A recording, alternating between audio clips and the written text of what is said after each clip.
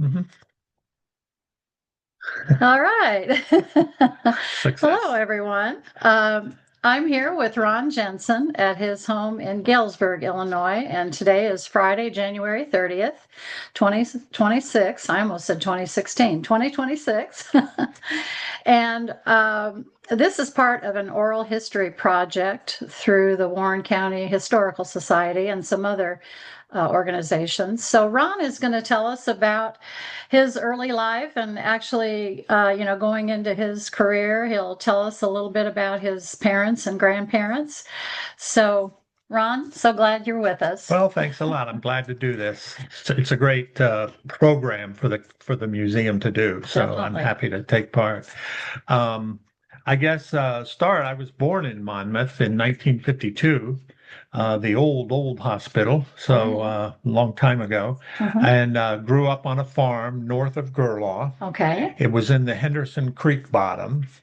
All right. Um, and it was a mile off east of Route 67. So if you cross Henderson Creek on Route 67, look to the east, and that's our farm over there a mile away on the other road. And I like to talk about my grandparents. I mean, that's how we ended up in Warren County. My dad's parents were Hans and Christina Jensen, and they were both Danish immigrants. Mhm. Now they didn't they they they came to America from Denmark, but separately. They didn't know each other.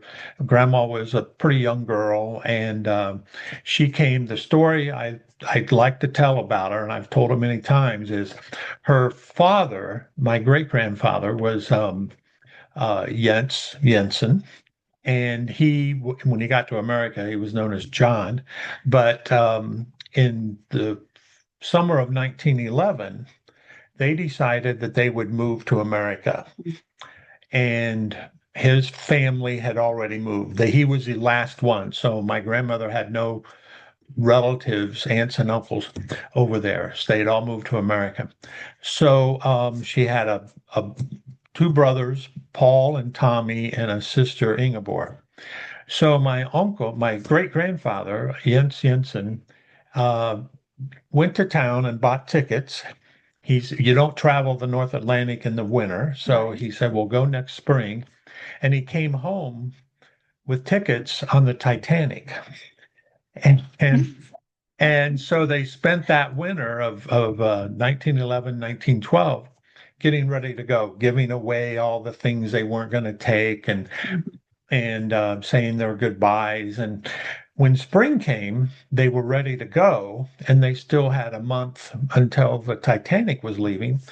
So my great grandfather said, "Well, we're not going to wait." So he went to town and he exchanged those tickets for tickets on a ship called the Mauritania. Yes. Oh my goodness. So they arrived in New York, and they went through Ellis Island, and they were still in New York when they saw the headlines and the news Oh accounts of the my Titanic gosh. going down. In the 1980s, when they discovered the wreck of the Titanic, my grandmother was very interested, and she also said they should not mess with it. She said it's a tomb. Let those people stay. But on the ship over, they were in steerage. If you've seen the movie Titanic, that's where Leonardo DiCaprio was, way down on the bottom. And she said we were only allowed on the deck twice. Like, Once was when a woman had passed away, and they had a service for this woman and buried her at sea, and they said anybody can come. So grandma and her siblings and parents probably went up, mhm. and they were in the sunshine, Oh, and then the only other time they were allowed on the top deck was when they reached New York Harbor. really? And so they spent all that time down in the bottom. It was Oh. a 10-day trip, I think, or something. Mhm. Um, my grandfather came in 1914. Okay. He was 17 years old, I think, and the part of Denmark in which they lived is the part that's attached to Germany. And at that time, their part of it was Germany. Germany had taken it in 1864 or something. And so they had to speak German and do all this stuff. and he was going to be drafted into the German army right before World War One. Oh, yes. So his mother said, go to America, get out of here. Good advice. So he came to America with his best friend, who was a Bertelsen, and he settled up in near where we live. It was called Little Denmark because there were a lot of farmers named Bertelsen and Sorensen and Anderson and Jensen with the EN, not the ON. That separates Danes from Swedes. Okay. And so he was there, and he ended up with two farms, 80 acres and two farms of 80 acres a mile apart. Okay. And my dad grew up on one of those farms, Your dad's name is? Raymond, Okay. and he had two brothers, Paul and Lawrence, and a sister, Marion. And so when dad, so that's the dad when he got married and everything, he moved down to the farm that's a mile away. That's the one on Henderson Creek. Okay. So just a mile from where he grew up. Okay. So I'll talk a little bit about too. My mother was Catherine Jens. Her name was Catherine Virginia Simmons before she married my dad. She grew up near Berwick. Her father was Guy Simmons, and her mother was Mamie Simmons. Okay. Mamie was from Virginia, and she would come to Illinois every harvest season and work in the field. Virginia, Illinois? No, Virginia State. Oh, okay, gotcha. So she met my grandfather and they fell in love and ended up getting married, and that's why she came. And then my grandpa was from that area, and he became a mailman. He lived down in the country. He had some sheep, and my mother, she had two sisters, Isla and Ruth, and a brother, Don. Okay. So they grew up there in the country near Berwick. And Grandpa was a mailman, rural mail carrier. And you got to remember this was the 20s and 30s and beyond when people didn't have electricity or phones. And he was a very important man because they knew every day Guy Simmons would come by their house. So sometimes there were stories. I was at his retirement in the early 60s when I was 10 or 11, something like that. And I remember how people were just they loved him because he had been so important. They would wait at the mailbox and tell him things like, Ma fell and hit her head. Can you tell the doctor to come out and, take a look at her? And it's probably the only interaction a person had. Yeah, there was other than just going into town on the buggy, and the doctor would sometimes look him up and say, hey, can you deliver this medicine to so and so? So he did that. And my mom said he was very dedicated. And when I was a kid, he would take us sometimes on the route with him. So we knew what he did, but then he was driving car. And he was most of the time anyway. But Mom said that sometimes, like when there was heavy snow, he would ride the horse because the car couldn't get through.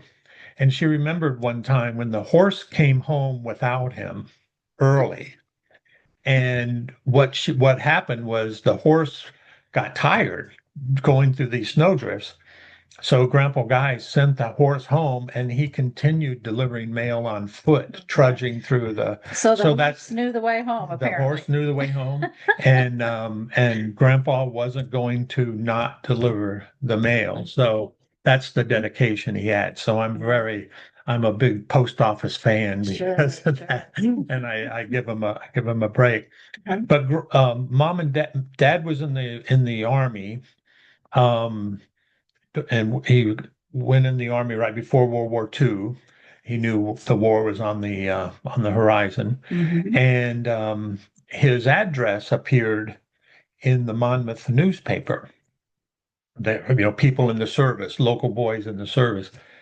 Well, his family and my mom's family knew each other because my great grandfather and great grandmother, Jens and Gunda Jensen, had settled down by Berwick.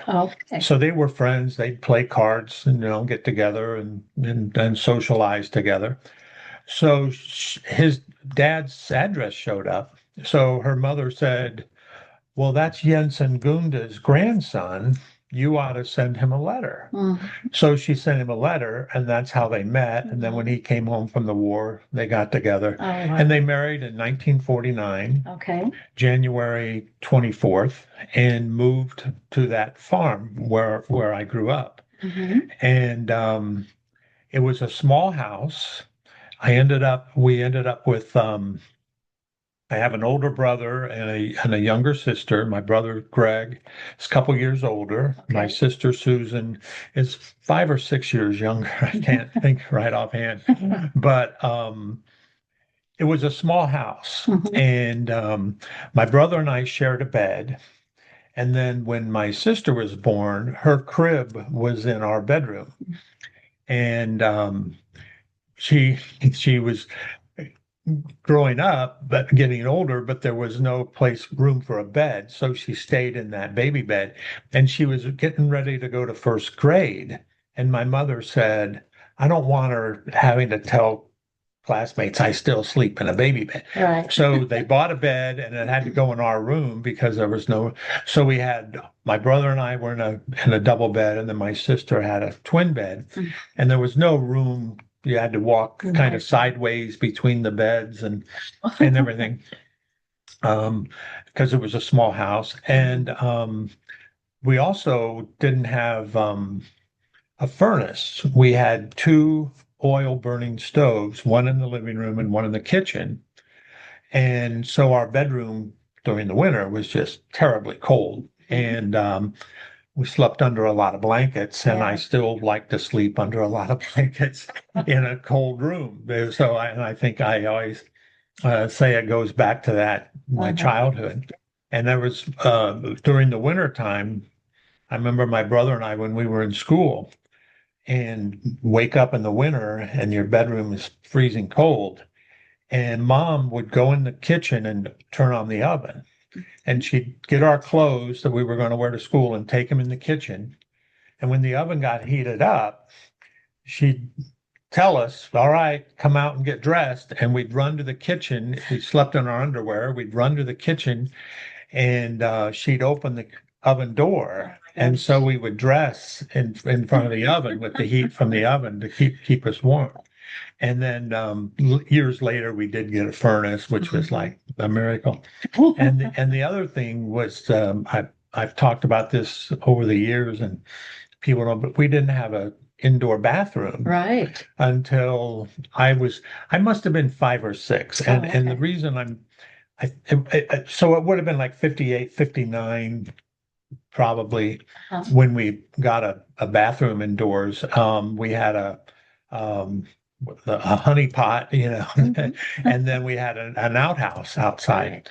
And that was a big deal. I mean, the reason I know I was at least that old was because I remember it. I remember when they dug the big hole for the septic tank, and I was just amazed that this was going to happen. Uh-huh. The only bad thing was they used for the bathroom the room that my brother and I had as a toy room. So all of our toys were in there. So we had to, man, it wasn't a very big room, but we had to move it. Uh, So that's what it was like growing up on that farm. yeah. But it was a great life, and the farm was it was on, like I said, it was on the Henderson Creek bottom, Mhm.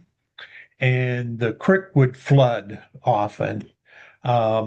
There were times like springtime when the snow would melt, like up north, and come down the creek. And uh, our house, they built it when they built it, whenever that was, on the highest little piece of land, so that we were surrounded by water. It's like we were sitting in a lake, and it covered the road and everything. So there were times when we knew that was going to happen. My brother and I would go live with my grandparents up the road a mile to my Uh-huh. grandpa's other farm, and that's where they live, where Dad grew up. And we'd stay there, and the school bus would pick us up Okay. there, and Dad would stay and Mom would stay on the farm and take care of the pigs and everything. And there was one memory I have was an Easter Sunday, and the road was flooded, but Dad had parked the car. This was another thing he did. Parked the car down at the corner that was on higher ground, a half a mile from the house. And so Easter Sunday came, we all put on our Easter clothes, and we climbed up on his Farmall M, Okay. and he drove through the water very slowly so it wouldn't splash to the car. We got out, got off the tractor into the car, went to Easter services in Gerlaw. We went to the church in Gerlaw, the Gerlaw Christian Church. Came back, got in the car, got out of the car, onto the tractor. He crawled slowly through the fun, and that was how we went to church. Oh, that's funny. And my mother had said that there was a time soon after they married when it flooded, and her mother and father came up, and they stood on one side of the water, and my mom and dad on the other, and talked because they couldn't. And she said my grandfather said, "Yeah, I would farm that farm 1 year." 1 year. But Dad farmed it forever, and Uh-huh. and they were moved there in '49, and they sold the farm. It still belonged to my grandmother at that point, Okay. and the family sold it, and they moved to this house in Galesburg in Oh, okay. 1996. So did you do a lot of work on the farm? You fed the hogs? Did you Yeah, milk we cows? we had chores. We had chores we had to do. Dad raised pigs, but there for a while he had when I was young, he had 4 milk cows, Okay. and so he milked them. I think he had to milk them twice a day, Mm. and we would drink the milk. That was the milk we used, but we also sold it. Yeah. And the truck would come every day, and Dad had milk cans, and the guy would take the milk cans and drop off empties for the next Mhm. day. And one of the things I remember plainly was we had a separator, a hand crank separator, and to separate the cream from the milk. And you'd pour the raw milk into this metal bowl on top, and it was concave like this, and they pour it in, and then we would hand crank it, Okay. and it would spin. And as it spun, the cream would slowly rise to the top. Mhm. And Mom would get a coffee cup and put it in there and collect the cream as it came and pour it out and get the cream poured into a pitcher and until we basically had it all. And the great thing about that was she would sometimes take the cream up to my grandmother, Grandma Tina, and Grandma Tina would make butter, Okay. homemade butter. So is there a churn for that as well? I don't know how she made the butter. I Oh, don't know if I don't yeah. know if I don't know. That's Yeah. a good The question. butter churn. Yeah, yeah, there are butter churns, and she might have done it that way. Yeah. But she would then bake bread, Oh, and so we knew when she was baking bread, and she had butter, and you go up there and there's nothing. Well, you know how homemade bread smells, yes. fills the kitchen. Well, then you take a slice of that bread that's still steaming from the oven and slap some homemade butter on it. Mm. And the aroma of that is amazing, and the taste of it. Yeah. So there'd be uncles and aunts and cousins show up and Uh-huh. have, as when the bread came out. And she did that, it wasn't an unusual thing, but it was always a real treat when Oh, she did yeah, it for because it sure. was something. And I would give a lot to be able to have that again. Because there's just nothing these days. Nothing like it. Yeah, Yeah. yeah. Mhm. And so then Dad ended up selling the cows because the government put in regulations about if you're going to sell milk, you need to do it in a sterile environment and cement floors and blah, blah, blah. And it just wasn't worth it for 4 cows. Mhm. So he just got rid of them. And then we started buying store-bought milk. Mhm. So that was the the big change that I remember. Yeah. And you had crops as well? We had crops. Dad would raise corn. We had corn to feed the pigs, and Hmm. Dad farmed our 80 and then the 80 that my grandfather lived on because Grandpa raised pigs as well. He had pigs Okay. up there, so Dad was sort of farming the two farms at this time. And what kind of equipment did you have for farming? Well, I remember Dad had the old Farmall M, and he had an Oliver 88. And then as time went on, he modernized a bit, bigger, because he would if he could, he'd rent a farm too, because Mm. those two farms weren't enough to um, um, Make a for our living. family You're and right. my grandparents as well. Uh-huh. And so he would farm other farms, but so he'd get, and a bigger, he had an international for a while.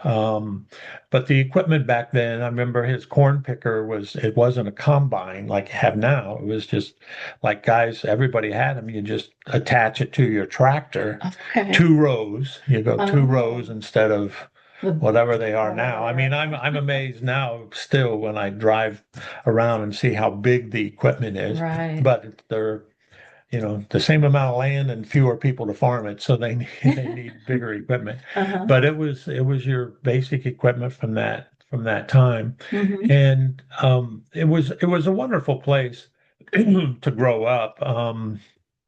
We it was the creek bottom. There was a timberland there, and I mean we'd fish in the creek, and then I would go down and play in the timber.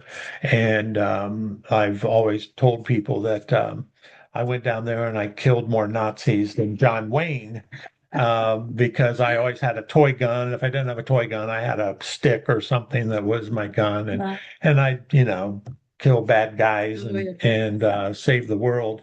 But it was a great place to grow up Yeah. and to have the creek there and to have the timberland there, and it was just a wonderful. And when your dad's a farmer, you can look out in the field and there's your dad at work. Oh, yeah. It's not like he's going to a factory or an Right. office or something. He was there, and he'd be home for lunch. Mhm. So that And your mom was a stay-at-home mom? mom was a stay-at-home mom. She Mhm.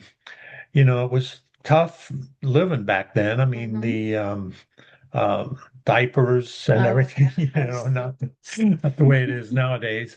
And so she did a lot of that. And then if you're a farm wife, you're a Fix you're a meals. partner. You Yeah. fix the meals, and sometimes you got to go out and help. Especially with hogs, moving hogs from one you know, lot to another Uh-huh. or something like that. Yeah. But it was a great life growing Mhm. up that way. Yeah. And you went to Alexa schools? I went to Alexa schools, grade school and junior high, high school, graduated in 70. My Okay. dad went to Alexa schools. He Okay. started in a one-room schoolhouse, and he was the oldest of the four kids there, and he went to a one-room school that was nearby, just up the road, not very far, just a couple hundred yards. And then he ended up going to Alexis when the schools, and then his my uncle Lawrence, my uncle Paul, and my aunt Marion all went to Alexis School District. Okay. And what was interesting is so did their children. Oh. So they didn't get too far away from home. My uncle Paul became a farmer. My Aunt Marion married a farmer. My Uncle Lawrence worked in Galesburg at a factory, but stayed in the near home. So Mhm. their kids, my cousins, all went to Oh, yeah. Alexis school as well, and it was great. Alexis was a great place to go to school and to grow up. It was a Mhm. great town. Did you have a favorite teacher or subject? I liked speech when I was a junior and senior, I guess. William Hart was the speech teacher. Great, great man, just a wonderful fellow. And so I did after dinner speaking, it was called. I wrote an after dinner speech, and then you'd go to competitions and Oh, give that's your cool. speech. You'd go to local contests, and then you'd go to the district and the regional and all Oh, of that. nice. And it was great. It was a great thing to do. Yeah. And Alexis had, because of Mr. Hart, they had a real successful speech program. Oh, mhm. It's known the school was known for its football team. It had a football tradition, but the speech team was probably the most successful Oh, of the nice. competitions in the at the school. Uh-huh. That was a lot of fun. Yeah. And and growing up, I should say about the farm, that we had wonderful neighbors. There was the Hart family moved in across from Grandma and Grandpa, and uh, they had kids, and one of their sons, Joe, he lives in Denver now. Him and I are still close Oh, friends that's and always in nice. touch. So I've known Yeah. him since I was 5. Hmm. And I lived away from here for a long time, but I moved back, and I'm get together every month with classmates. Oh, nice. And many of them are people I met in first grade, Oh, my and we goodness. still we still get together. So it had that sort of sense, Yeah. but Yeah. Hometown feel. yeah, it Yeah. really did. And then where did you go to college, Ron? I went to Western Illinois University, and I studied communications arts and sciences with an emphasis in radio and TV. I was going to go into radio and television broadcasting. Mm-hmm. I ended up not doing that, but Yeah. not, I guess, I don't know why I didn't. Things just didn't work out. It was just, but to pay for my college, I worked at the Wells Pet Food Mhm. in Monmouth. Was it Caldwell's at the time? Yeah, Okay. yeah.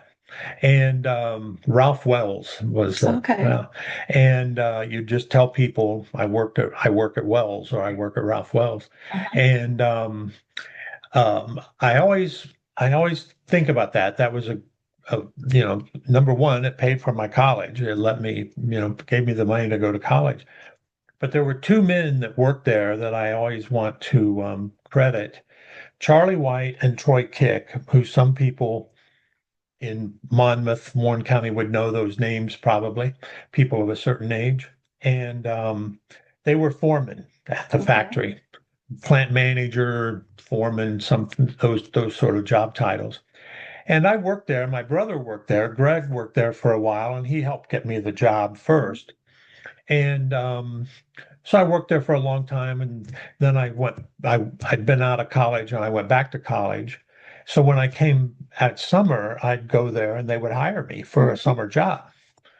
And I didn't realize it until later just how grateful I should have been. I mean, I was grateful to Yeah. them for him, but they really were giving me a job, Uh-huh. to help me. There wasn't, Right. and there's one story. I mean, one summer, one year, I got out of college, and I went to the factory, and I saw Charlie White, and he said, "Hey, you looking for a job?" And I said, "Yeah, if you got one." He goes, "Yeah." He said, "Go up to the front office and tell them that I said, give you a job." Uh-huh. So I went up there, and I ended up with the human resources guy, and he said, "What are you here for?" And I said, "Well, Charlie White told me to tell you that you're to give me a job." And the guy said, "Charlie White doesn't do the hiring here." He says, "I do the hiring here, and we're not hiring Oh my right now." goodness. So I was devastated Yeah. because I thought, well, I won't be able to go to school this fall. I mean, unless I find another job somewhere. Uh-huh. And so I went back to the factory, and saw Charlie, and he said, "What'd they tell you?" And I said, "Well, he told me that you don't do the hiring here. He does the hiring here, and there's no jobs." Charlie says, "Pack a lunch and be in here on Monday." And so I did, and I started working, and it was like 2 or 3 days after I'd been working there when they came out and said, "Hey, you want to get paid? You got to sign these papers," because I hadn't filled out any paperwork or anything. I just started working there, and Uh-huh. they finally came out, and so I filled out the paperwork and signed it. But it was a great thing Charlie did, and Troy Kick was involved as well, Hmm. that he gave me a job. They didn't have a job but he gave it to me because Yeah. I was a good worker, Sure. but he also knew how important it was to me. Oh, So that's I good. really, and I always would say thank you, but I never gave him that big thank you. Right. I should have years later gone there and said, hey, you really, really, I didn't realize it at the time, but you were really helping me out. Oh, that's a great story. Yeah, yeah, I Yeah. like that. So you got your degree from Western. Got my degree about 1975, Uh-huh. and I kept working at the factory. I was trying to find a broadcasting job, and I Mhm. couldn't find one. And what wasn't really, I didn't know really how to go about it. You need to get a license and everything, and you have to take a test. I had to go to Chicago, take a test and everything. But while I was working at the factory, the Monmouth Review Atlas, which had been owned by the Moffat family, I Mhm. think, since the middle of the 19th century. Oh, They sold it, okay. and they sold it to the Windsor Corporation, which was a small company that owned a few small newspapers, I think Indiana, Illinois, and Missouri, if I remember right. Um, and so my mom said to me, hey, why don't you stop by the Review Atlas and see if they got a job? She said, you like to write. Mhm. Maybe they'll have a job for you. So I didn't think it was, going to happen. But I did it because I knew mom would keep asking me, have you checked the Review Atlas yet? Have you checked? So one day I was working third shift. So I got off work at like 7:30 in the morning, and I went down to the Review Atlas. The woman who was editor was a woman named Margaret Holt.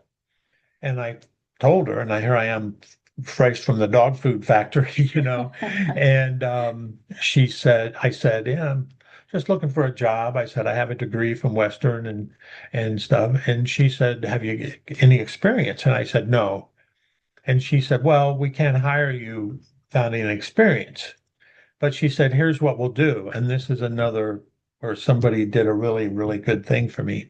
She said, what we'll do is we'll give you an assignment once a week or something like that. You write the story, we'll pay you $5 and you'll get a byline. And then you can use those to try to get a job somewhere. Nice. So I did that. I stopped by, get a job, a story assignment, then I had a week to do the interviews and write the story, turn it in. And I did that probably, that was like in 1976, sometime probably in the fall.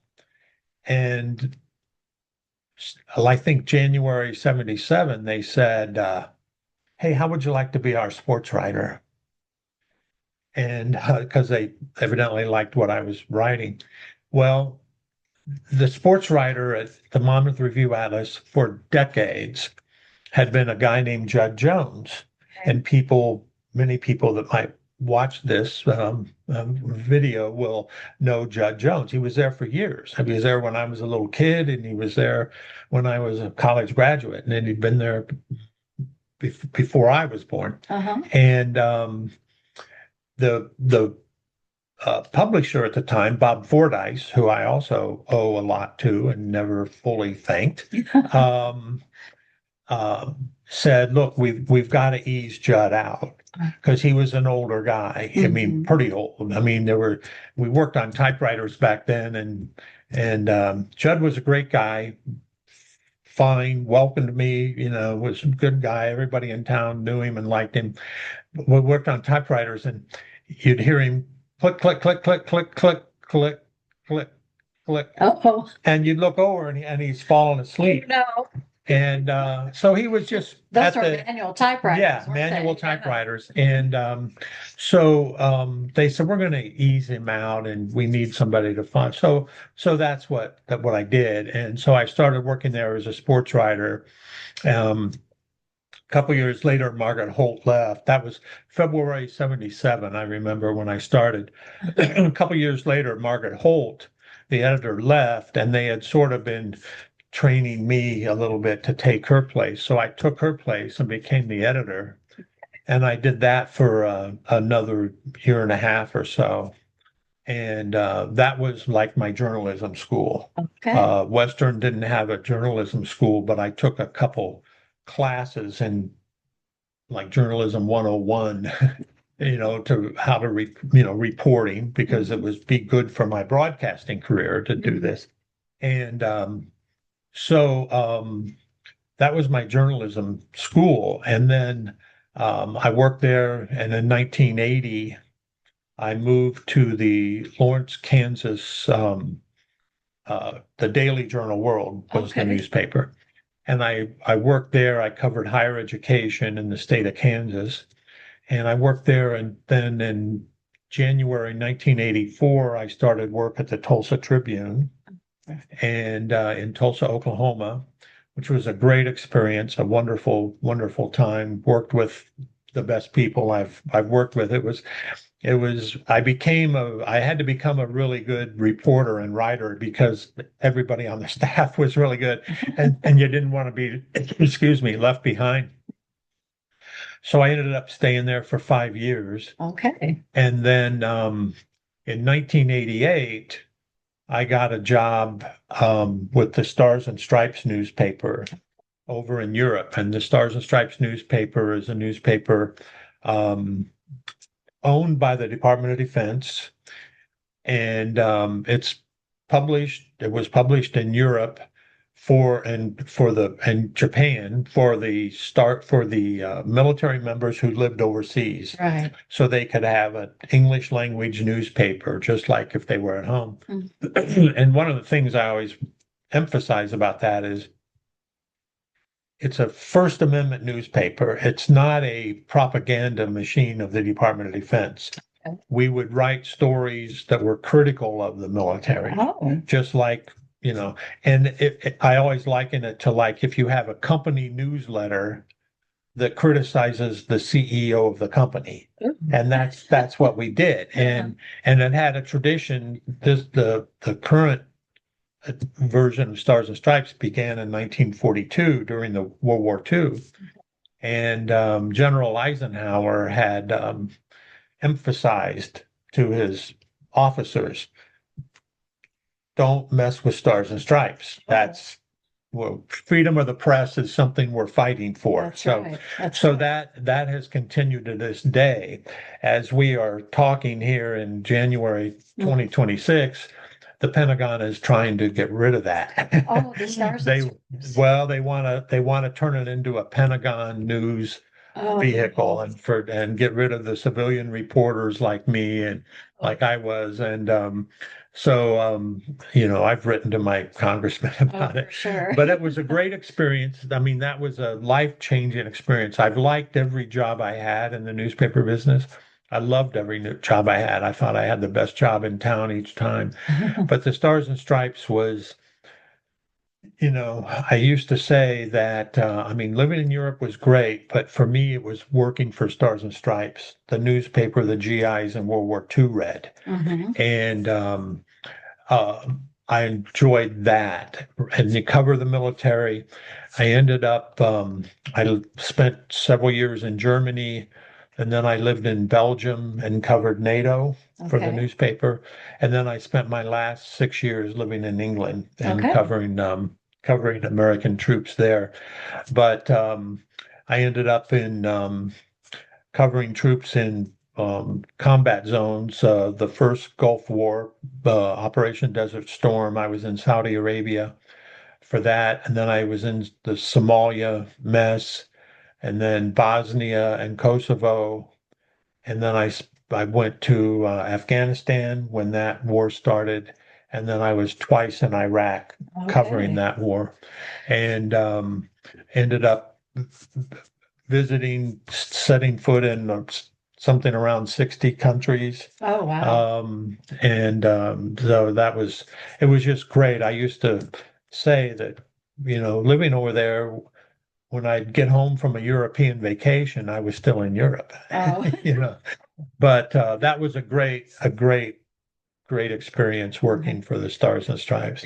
Learn about different cultures Learn there. about different cultures. You learn, I mean, travel is an interesting thing. I mean, I've been to all 50 states as well, so I've always enjoyed traveling. When you grow up on a pig farm, you don't do many take many vacations. We went to when I was a kid, we went to Virginia to visit my grandmother's family. I think I was 6 years old. And then in junior high, we went to Columbus, Ohio to visit my mom's brother, my Uncle Don, and his family. And those were the only two vacations. So I've made up for it by traveling. And it's a great thing. I mean, to be in a foreign country. I mean, covering the Iraq War.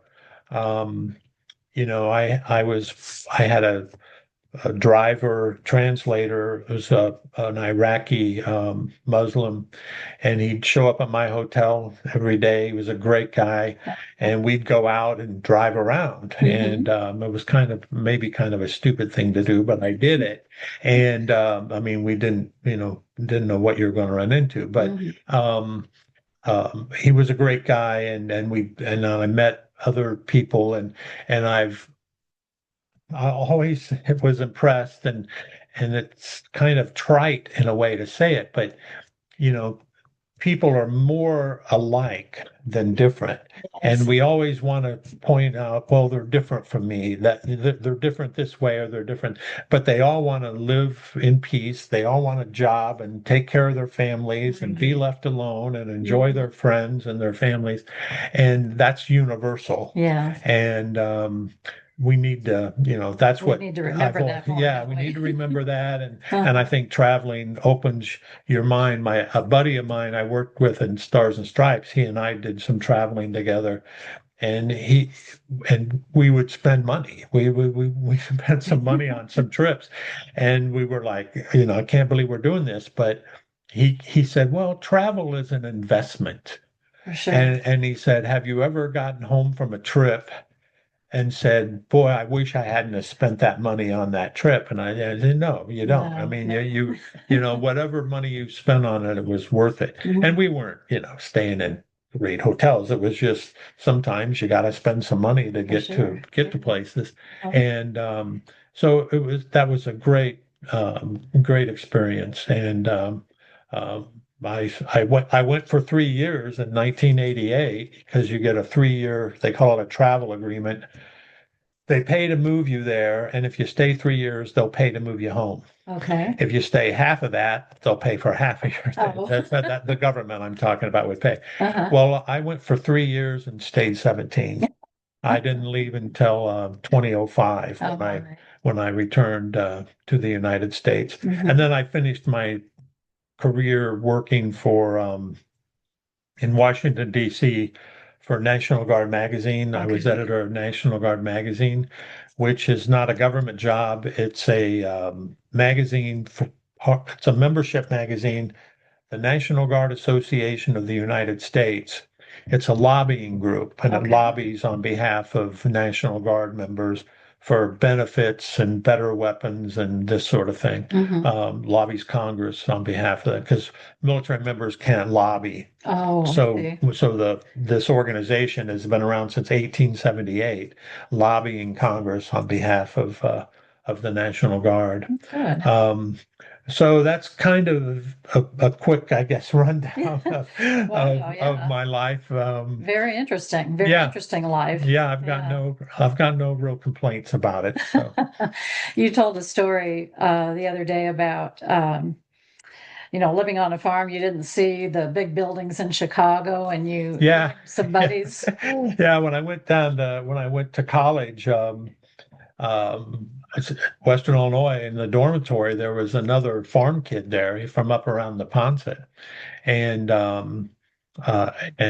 he and I sort of bonded as farm boys, and then there were a bunch of Chicago guys, Mm-hmm. and great guys, and we became friends, and so we decided one time we're all going to go up to Chicago for the weekend, and these guys will show us around. Well, Tom, the other guy from the farm, he and I'd been to Chicago maybe once to go to a ball game, Okay. but I'd never been downtown Chicago and everything. And we were like, looking up at the Amazing. buildings, and it was just amazing. And our Chicago friends are like, hey, would you guys knock it off? And he says, you're embarrassing us, walking around looking up and everything. And so then I remember there was a time when we decided to go for a weekend to my buddy's home up around the Ponset. And we took the Chicago boys and we took them to the farm. Uh-huh. And they were like, "Oh, can I touch the pigs? Can I touch? Will that cow hurt me? Will that?" And Tom and I are like, "Would you guys knock it off? You're kind of embarrassing us." So it's all about perspective. But Sure. I mean, these Chicago boys, Tom and I would sometimes be talking about, the weather. Have you had much rain? Or had too much rain? And the Chicago boys are like, Who what are you cares? talking about the weather for? Yeah. But they didn't realize how important, weather is if Right. if your job is raising crops. Uh-huh. So that was great. And I'm still friends with some of those college guys. Oh, Still that's still great. visit, still talk. So Yeah. that was a lot of fun. A lot of fun. Good. Well, Ron, I just love listening to you. You're great. Well, thanks. Yeah. Thanks. I hope people will, get something out of this if they take a look at it or I something. think anybody who watches will appreciate it Yeah. very much, and I do appreciate it. You telling your story, and just glad to be talking with you today. Well, thanks. Thanks So, for taking the time to do this. yeah. I'm Anything happy else to do it. you thought of? You want to end with, or No, I think that's about it. I can't think of much else. It was just I've hope I have a few years left. I'm still traveling, still good for still you? go to Europe, not every year, but just about to visit friends Good for you. and see people. And there's still plenty to see in this world that I haven't seen yet. So Yeah. as long as my health holds out, I'll keep doing it. Keep plugging away. Yeah. Okay. Ron, thank you so much. Thank you. Let me make sure we get saved here and we'll end.